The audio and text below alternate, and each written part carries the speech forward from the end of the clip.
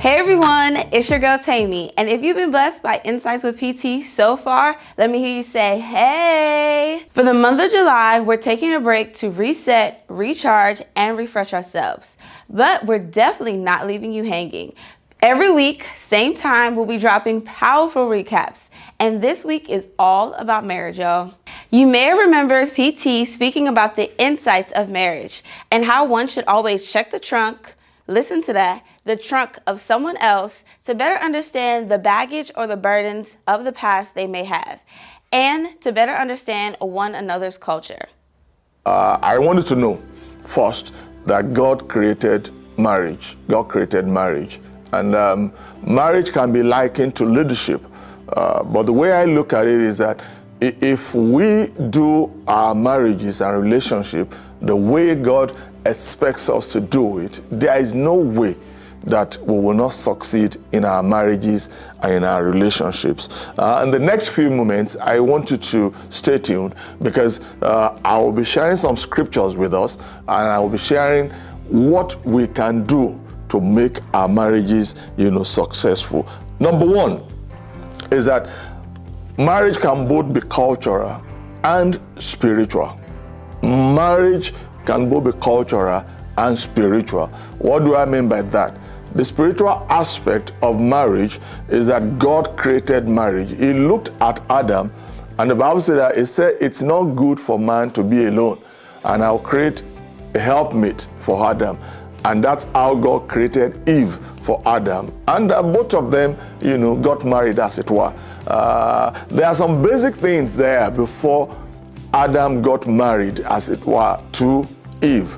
Number one is that Adam had a job. Adam had a job.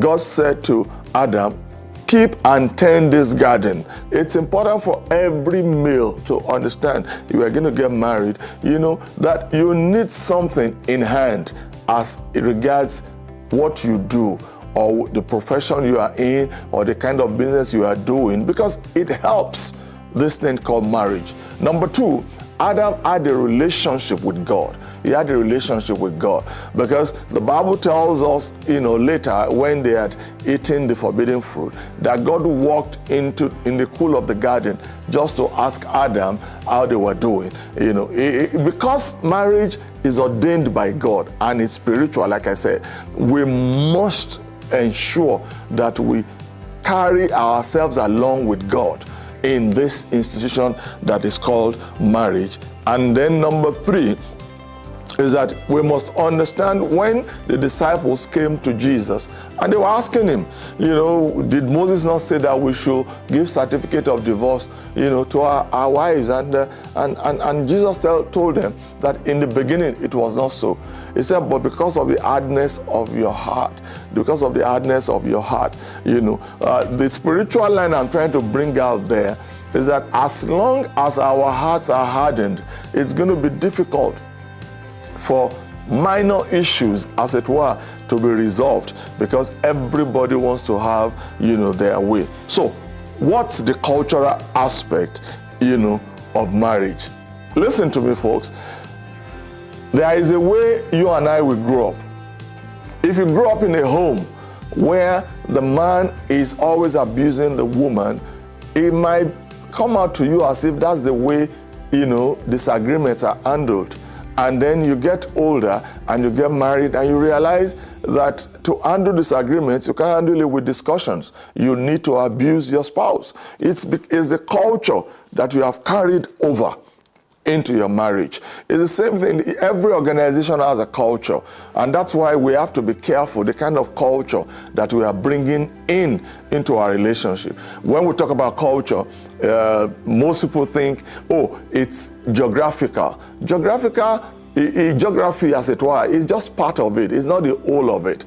Culture simply is the way we do things. If you do things wrongly, it becomes a culture.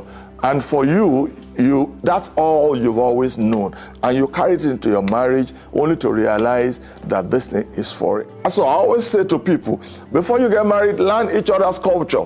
Go to the homes, check out the homes. I say this often, that if you're going to get married to a lady, or even to a man, what do? If you go to their home, you watch the parents very carefully, because once one or either or both of them, misbehave or do something that is not right, I want you to know that the apple does not fall too far from the tree. You've seen your future, so you have to be very, very careful, about it, because that's the culture, in the home, and people carry cultures around, as if it's a normal thing. So let's move on from the culture. Once you get the culture right, we have to now ask ourselves, what are the things that I should look for before getting married? Before getting married. I'll talk about now that you are married, but let's even talk about before I get married. Number one, you must check the trunk. What do I mean by checking the trunk? Every car has a trunk. I've never seen anybody want to buy a car and you are checking the trunk first. Most times people look at the power of the engine. They look at the tires, they look at the body, they look at the inside, they look at everything. And that's what many people do in marriages. You look at the build-up of the lady or the man, you look at the muscles, you look at the abs, and you say, oh, this is it. I'm telling you, no matter how good your abs are, it will not, and I repeat, it will not say to you that the marriage will work. No. It's not dependent on the abs. It's not dependent on the muscles either. But I wanted to know that the trunk, what does it mean for an individual? It's the baggages that we carry. Every man, every woman is a sum of our experiences in life. If you have been carrying baggages over and over and over and over, and you now get engaged and you get married, most times those baggages, they are not left behind, they are brought into the situation. So you get married and a simple discussion or disagreement blows up. And you are thinking, what did I say now? It's not about what you said. It's about the baggage that is being carried over. Many times they send messages. Those baggages send messages to people. And the bigger the trunk or the bigger the baggage, the more problem or challenges that you are going to face in the marriage. You have to keep on explaining to yourself that, oh, I didn't mean that. I didn't mean that. In the early years of our marriage, to my wife, and I'm proud to say we've been married for 33 years, and we've known each other for 36 years. That's a long time. It's a lifetime sentence, really, when you think of marriage. And I realized in the first year, we were arguing about stuff. And the stuff were not major issues. We can look at the wall and I say, oh, what's the color of this wall? And she says, oh, the color is beige. And I'll say, oh, it's off-white. Oh, she says, no, it's not off-white. Okay, how about bone? How about this? And the more we argued about the thing, I realized that it really doesn't make any sense. Whether it's beige or it's off-white or it's bone, it really doesn't make any sense. Only to find out that because she grew up with a lonely or a lone brother, they were always arguing. And the challenge growing up was that she always wanted to win the argument, but she never won the argument. So she brought that as a baggage into the marriage. So every discussion to her is, an argument, and she wants to win. And I said to her, so one day I said to her, listen to me, I'm not your brother, I'm your husband.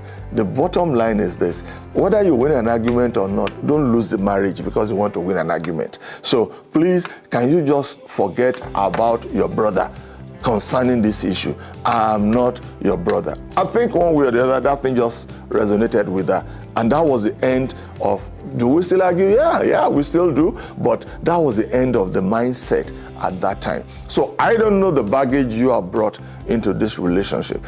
I don't know the baggage your spouse has brought into this relationship, unless you start to resolve the baggage. Some people felt that they were abandoned when they were growing up.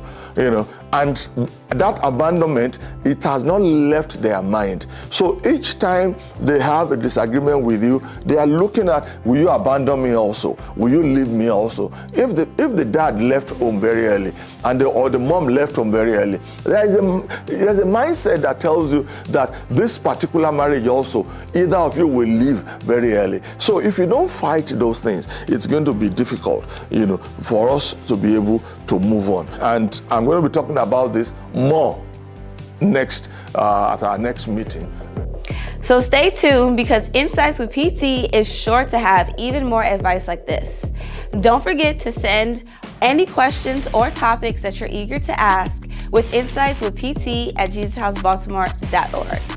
Don't forget to be blessed, stay blessed, and be a blessing. Peace out, y'all.